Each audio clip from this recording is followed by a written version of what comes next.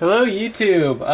In order to make up kind of for my lack of absence the past, well, almost week now, I am bringing you 2 reviews, and I'm making this one a big one. This is the Cobra Crusher ATV, and I really like this vehicle. I wish I could say that all stickers were applied, but no, they are not. And I wish I could apply more of them, but I lost the sheet. It was because I got about halfway through putting on stickers, decided that I was done with it, I didn't want to do it anymore, and threw the stickers away. And then about 3 days after I'd gotten this, which was, well, over a month ago, realized that that was a really stupid idea and I wish I had it. I picked this up almost right after seeing the movie initially, because that scene was one of my favorite scenes in the movie, and this thing really does it justice. As you can see, it's definitely a Hummer look. Well, actually, let's get the boring guy out of the way first. It comes with, he's called the Nitro Viper. Kind of uninspired. I know he's a repaint of a 25th anniversary, I want to say, his tank with the new head or something. I'd be totally honest, I don't really care enough. And this is the reason why you get a vehicle, but he's got this oversized helmet with this glass visor that looks really bizarre. He doesn't come with any guns in his stands. He's just there to drive it. But as you can see, it looks like a Hummer. All these Cobra decals are all stickers. It's even got product placement. Hummer written across the bumper. And it definitely looks like a Hummer. It is the right size, I think. It's got also peg holes on the roof. It's got 2 peg holes on each side, one here.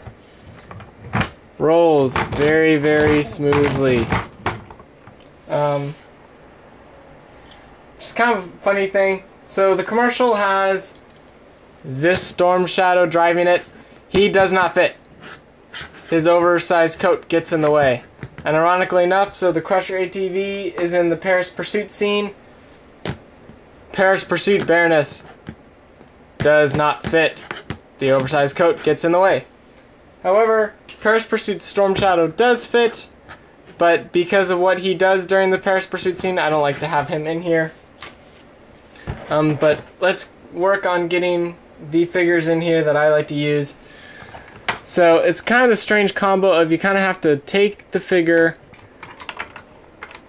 kind of wrestle him in like this, kind of odd ways, and then almost have to close the door and turn him around, and he can grasp the steering wheel. So he is, once you can get him in there, he's in there pretty good. So that's the Nitro Viper.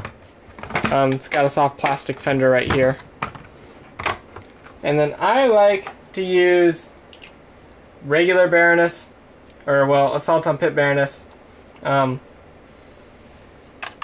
I just call her Baroness. And her, you kind of have to grab in and hope that she stays. But that's who I like to have in there. I think that's what looks the best. But so, it's driving along, and the movie accurate part is it comes with this giant, I guess you can say is where it gets the Crusher name, plow on it that just rolls over everything. I mean, here we have, you know, poor Flash sitting here, so boom, and it'll run him right over without hesitation.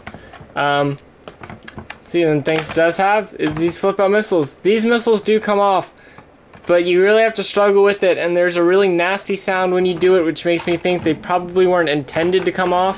They're probably just intended to be, I think it was glued on, because that's what it sounded like to me, was that I was ripping glue. So even though it's obviously meant to come out, they put glue on it, so they decided halfway through that, no, it shouldn't do that.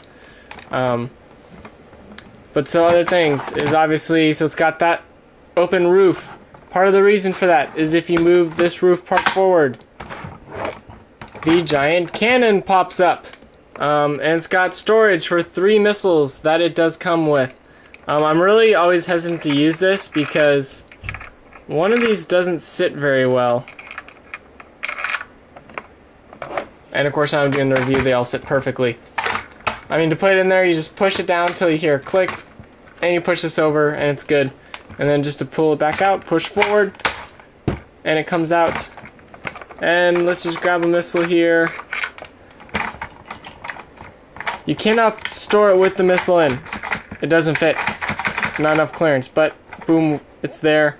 There's a little trigger button right there. You click it, it fires. And then another thing that it does is if you kind of wedge your fingers on it,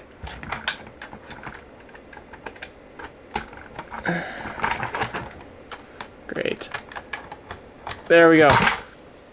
Boom.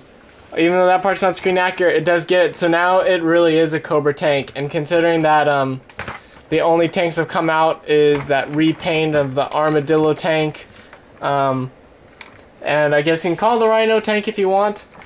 The tanks are on the G.I. Joe sides. There's no tank for Cobra yet.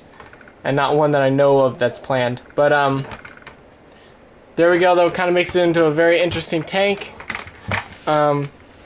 Now as I said, and to pull it in, you have to push it forward, pull this back, pull back.